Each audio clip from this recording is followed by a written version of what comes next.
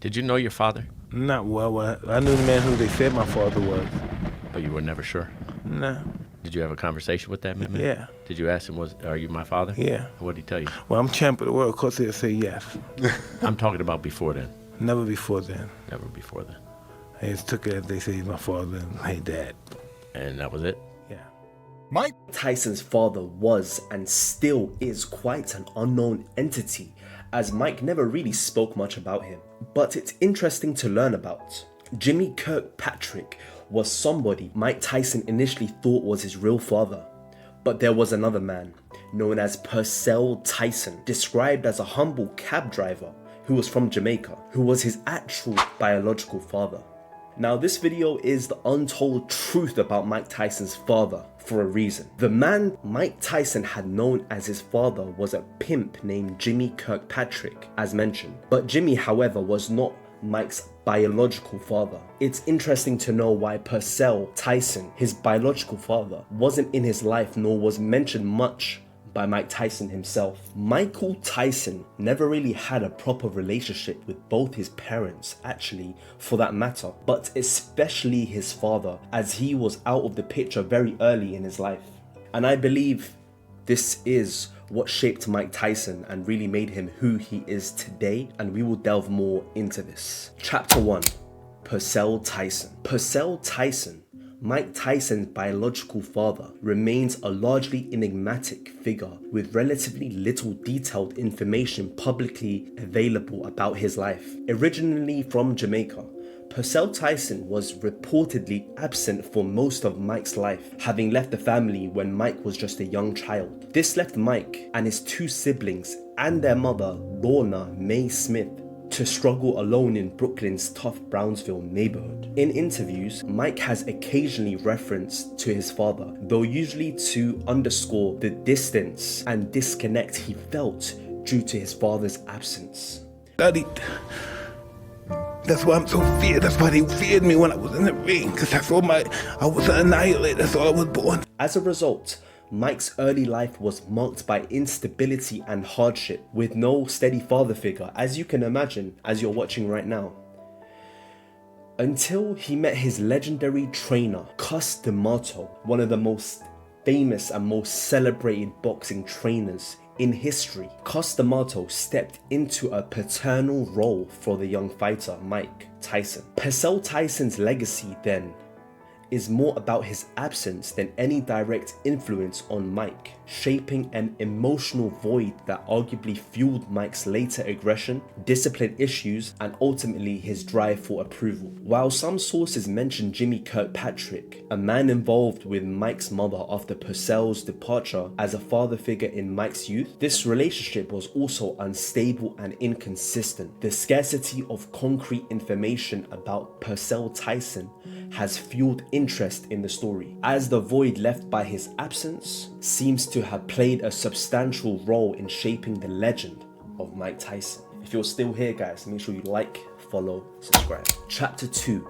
the Cus father figure. But his real father figure, or some may say his real father, was actually the legendary Cus D'Mato, as we mentioned, because he took him and guided him in when Mike had nobody and nothing. He even gave Mike, I remember when I was a kid, I used to watch interviews and stories about Mike Tyson, how Cus D'Mato just let him into his own home as if he was one of his own. Who would do that? It's an interesting, pondering thought as to why Mike Tyson never really mentioned both his parents much, for that matter, throughout his career and even during the present time. Perhaps this shows us he never really had a great relationship with either parent, and in my opinion, it shows that his parents were not really there for him throughout his upbringing, as they were dealing with demons of their own. Mike Tyson perhaps had a greater longing and need for a father figure, which is why he became so attached to Cus D'Mato. And given the information I've researched, as I say that both his parents were dealing with their demons of their own, his mother was reported to be addicted to drugs and addicted to many other substances, and obviously his father has a long-standing demons, a lot of things that he was facing in his life. So Can we really blame his parents? I guess this is a discussion I'll leave for you guys down below in the comments. What do you guys think? And within that same token, Cus D'Mato really needed Mike, as we do remember in an iconic interview where Cus said this. He doesn't know what I mean, but I'm going to tell him now what I mean. If he weren't here, I probably wouldn't be alive today. And from this point, a beautiful bond and father-to-son-like relationship was formed. Mike Tyson's father, Purcell Tyson, his biological father, is a lesser-known figure in Mike's life, as he had very little presence during Mike's upbringing. Purcell Tyson was originally from Jamaica and is believed to have been absent for much of Mike's early life.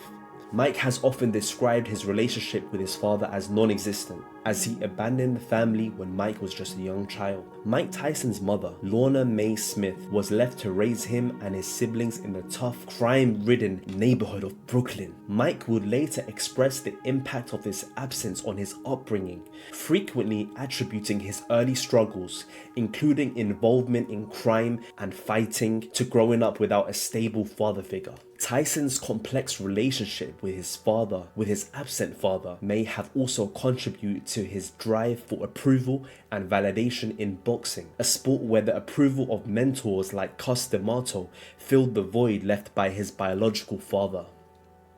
Mike Tyson's rise to the top of the boxing world was fueled by a complex cocktail of emotions, anger, desperation, and a deep for hunger and validation.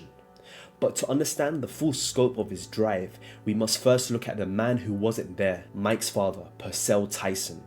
Purcell, as we mentioned, a Jamaican native, was largely absent from Mike's life from the beginning. His departure left young Mike and his siblings in the care of their mother, Lorna Mae Smith, in the unforgiving streets of Brooklyn, Brownsville. Growing up fatherless is one of the roughest neighborhoods in New York had a profound effect on Mike. And as you who is watching right now this video, you can imagine how much of an effect and impact that would have had for anybody. But for Mike, that energy didn't remain bottled up as rage or self-destruction. It became fuel for a fierce ambition that would ultimately catapult him into the ring. What Purcell Tyson failed to provide in terms of structure and guidance, Mike sought that in others. And no one would play a more pivotal role in shaping Mike's future than his legendary trainer, as we mentioned, Cus D'Mato. A father figure, or a father I would say myself, that Mike never had. He recognized the raw power and deep-seated anger within the young fighter. But instead of quelling that energy, Cus harnessed it. Under his guidance, Mike learned how to channel his anger, his need for approval, and his feelings of abandonment into every punch, every movement in the ring. You could almost feel the void that he was trying to fill. D'Mato wasn't just a coach.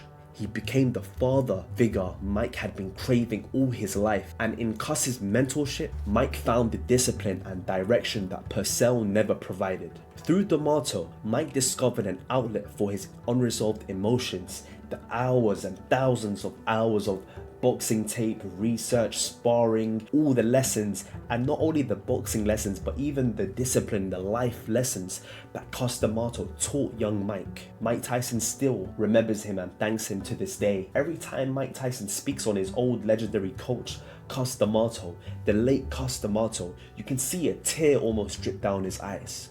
Boxing became not just a sport but a release, a way for Tyson to confront his inner demons, to fight against the invisible weight of a father who had abandoned him. The absence of Purcell may have scarred Mike, but in many ways, it also drove him.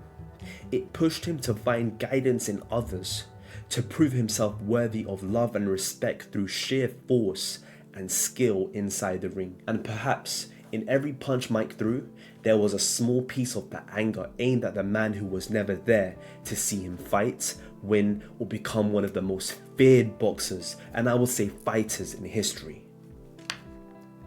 Chapter 3, Conclusion.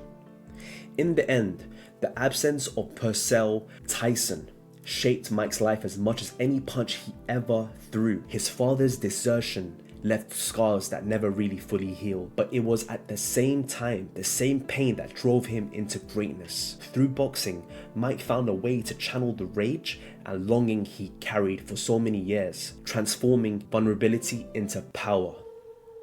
And you could see in interviews before Mike Tyson's fights, the way he would stare down his opponents.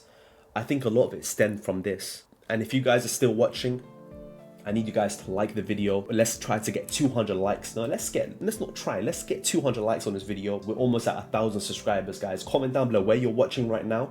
And if you're still here watching, let me know by typing in the comments down below. I need you to comment Purcell Tyson down below, so I know that you made it this far. Finally, Cus D'Mato filled the void Purcell left, becoming the father figure so desperately needed and helping him to rise to unimaginable heights.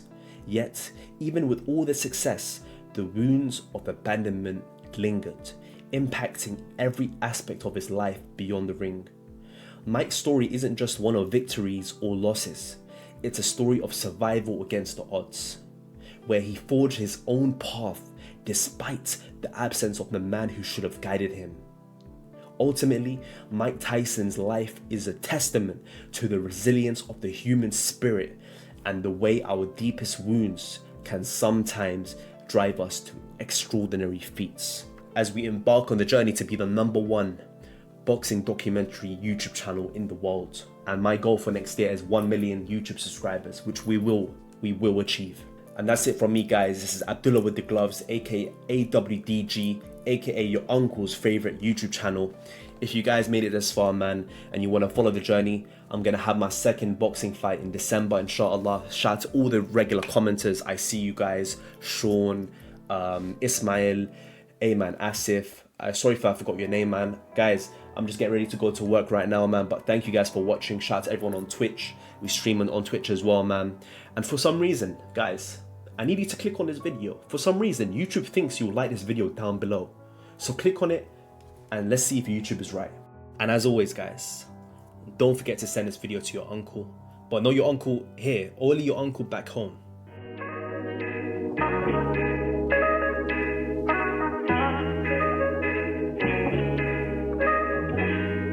Being an exotic, my flow's hypnotic, sometimes melodic.